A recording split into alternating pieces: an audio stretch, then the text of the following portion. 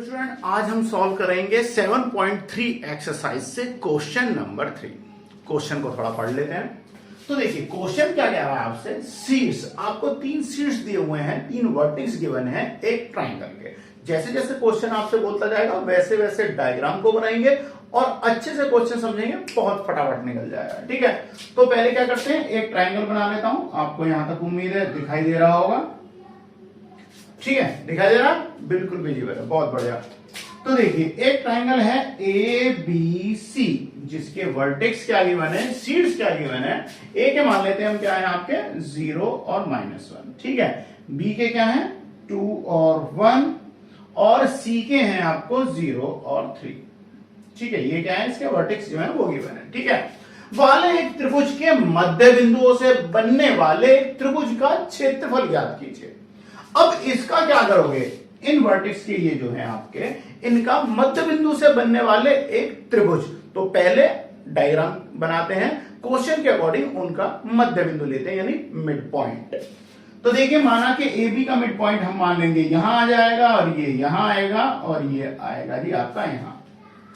इन्हें नाम दे देते हैं हम, इन्हें नाम देते हैं D, A B C D हो गए, ए बी सी हो गए। अभी मान लेता हूं मैं डी ई और एफ दे देता हूं। ठीक है, और मिड पॉइंट को मिलाने से भी क्या है, एक ट्राइंगल बन रहा है। ठीक है, मिड पॉइंट मिल गया, बिल्कुल ठीक है, क्वेश्चन ने बिल्कुल यही बोला, ये ऐसे ही करते हैं। अब हमसे क्या बोला है, इस क्षेत्रफल के दिए गए त्रिभुज के क्षेत्रफल के साथ अनुपात ज्ञात करो। यानी कि जो अब आपका नया जो ट्राइंगल जो फॉर्म हुआ है, जो नया ट्राइंगल जो बना है इसके मिड पॉइंट को मिलाने से, तो उससे जो त्रिभुज बनेगा उसका और त्रिभुज ए बी सी का, यानी पुराना वाला त्रिभुज का, इन दोनों के क्षेत्रफल का क्या है, हमें अनुपात ज्ञात करना है। ठीक है ना। क्वेश्चन कुछ इंग्लिश मीडियम में की बुक में किस टाइप से मैंने नोट किया हुआ है, आप पढ़ के देख लीजिए। Find the area of the triangle form by the joint the middle point of the side of the triangle. आपको तीनों साइड्स दी हुई है, तीनों वर्टेक्स आपको गिवन है। Find the ratio of the area of the given triangle. ठीक है, समझिए। तो यानी सबसे पहले हमें क्या करना पड़ेगा, डी ई एफ, इनके हमें निर्देशांक निकालने पड़ेंगे, इनके आपको वर्टेक्स फाइंड आउट करने पड़ेंगे। तो देखिए मैं डायरेक्ट सॉल्यूशन पे आता हूं। तो सबसे पहले क्या करेंगे, ए बी का मिड पॉइंट निकालेंगे। तो ठीक है ना, ए बी का midpoint. So mid point of A B, तो ए बी का मिड पॉइंट निकालोगे तो क्या हो जाएगा, x1 प्लस x2 अपॉन 2, यानी कि क्या हो जाएगा आपका 0 प्लस 2 अपॉन 2, और y के क्या हो जाएंगे -1 प्लस 1 अपॉन 2, यानी -1 प्लस 1 अपॉन 2। ठीक है, तो यहां से अगर आप निकालोगे तो देखो 2 प्लस 0 इक्वल टू क्या हो जाएगा 2, यानी कि 2 प्लस 2 इक्वल टू क्या हो जाएगा 1, और -1 प्लस 1 क्या हो जाएगा 0 अपॉन 2। तो इसकी वैल्यू क्या हो जाएगी, 0 हो जाएगी। ठीक है ना, तो मैं यहां पर नोट कर देता हूं। तो डी के निर्देशांक क्या आ जाएंगे आपके 1 और 0, ये हो गए जी आपके डी के निर्देशांक। ठीक है, तो लिख लूं यहां पे 1 और 0 निकाल देते हैं। ये किसके हो गए, डी के। ए बी का मिड पॉइंट क्या है, डी है। अब करते हैं मिड पॉइंट ऑफ ए सी। ए सी का मिड पॉइंट क्या है, ई है, ई के निर्देशांक निकाल लेते हैं। सो मिड पॉइंट ऑफ ए सी इस क्या मान लेते हैं, ई। तो ई के निर्देशांक आएंगे, ई के निर्देशांक क्या आएंगे, 0 प्लस 0 इक्वल टू क्या हो जाएगा, अपॉन 2 करूंगा तो 0 ही बनेगा। ठीक है ना, तो क्या हो जाएगा 0 हो जाएगा, और फिर क्या हो जाएगा -1 प्लस 3। हाँ, इसका आप कर लीजिए, ध्यान दीजिए, -1 प्लस 3 अपॉन 2 अगर आप करोगे तो क्या हो जाएगा 2 अपॉन 2 इक्वल टू 1। तो y के निर्देशांक क्या हो जाएंगे, आपको हो जाएंगे 0 और 1, यानी x की वैल्यू 0, y की वैल्यू क्या है 1 है। तो 0 और 1 हो जाएंगे ई के, तो 0 और 1 हो गए। अब इसी तरीके से बी और सी का निकाल लेते हैं। तो मिड पॉइंट ऑफ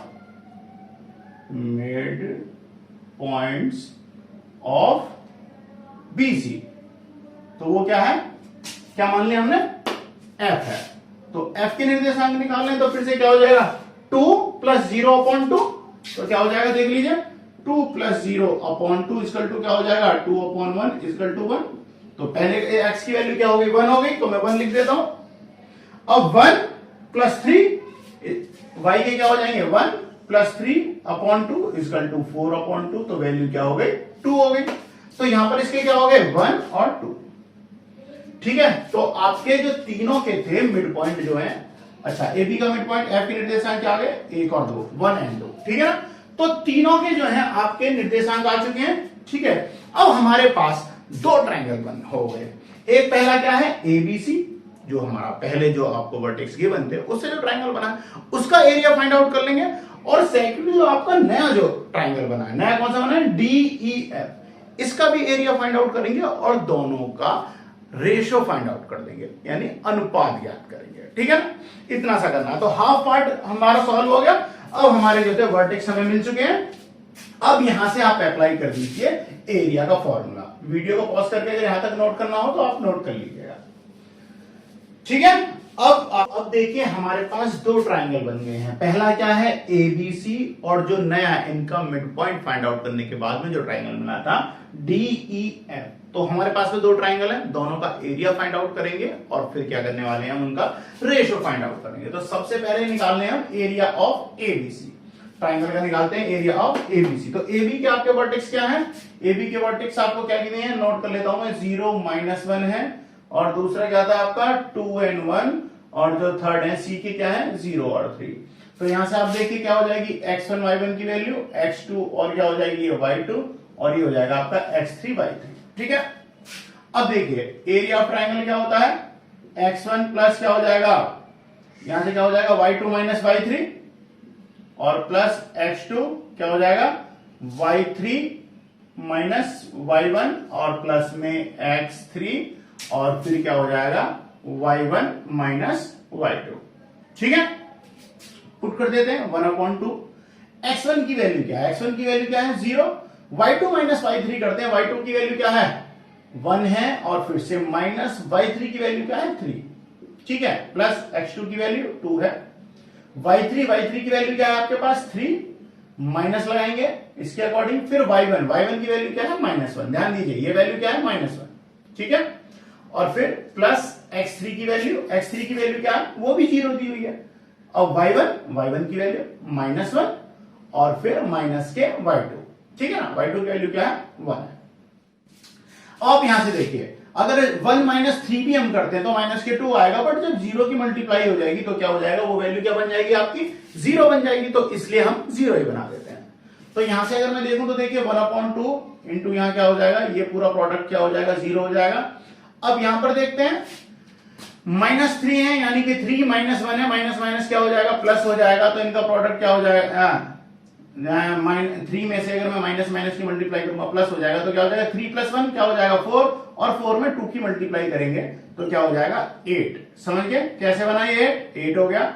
और फिर से अगर 0 की मल्टीप्लाई इस पूरे ब्रैकेट में करोगे तो फिर से क्या बन जाएगा 0 हो जाएगा। इट मींस 1/2 इंटू क्या हो जाएगा 8, और मैं डिवाइड करता हूं तो क्या मिल गया 4। तो एरिया ऑफ एबीसी ट्राइंगल क्या हो जाएगा 4 स्क्वायर यूनिट्स, ठीक है। तो फर्स्ट जो है एरिया हमें मिल चुका है। अब सेकंड जो है ट्राइंगल क्या है डीईएफ। अब निकालते हैं एरिया ऑफ ट्राइंगल डीईएफ।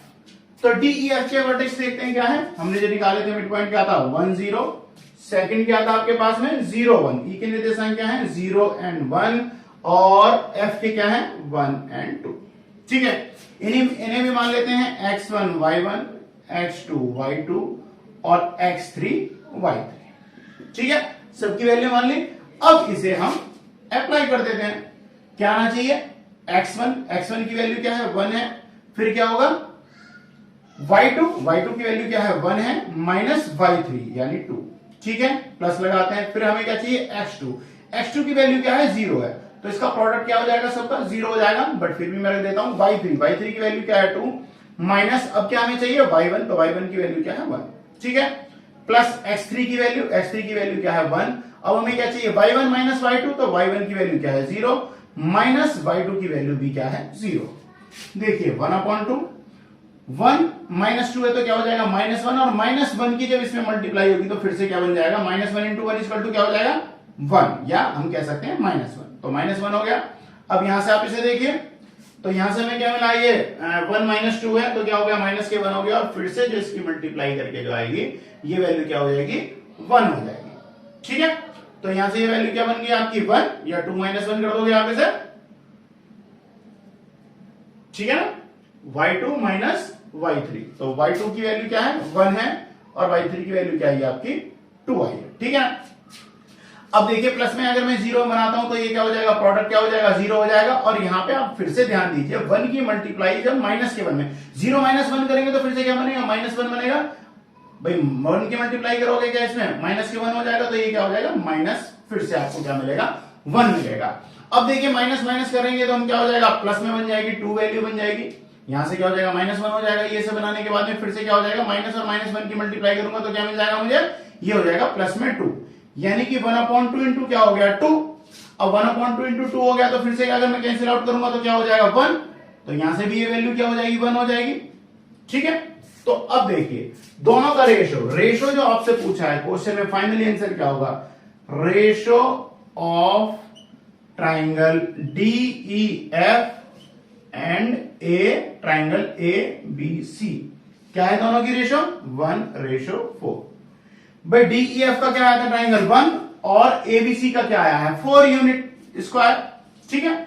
तो आपका जो फाइनली आंसर आया उनका रेशो में फाइंड आउट करना था, तो क्या आ गया 1:4। क्वेश्चन नंबर 3 कंप्लीट है। नेक्स्ट वीडियो में नेक्स्ट क्वेश्चन के साथ मिलते हैं, बाय बाय।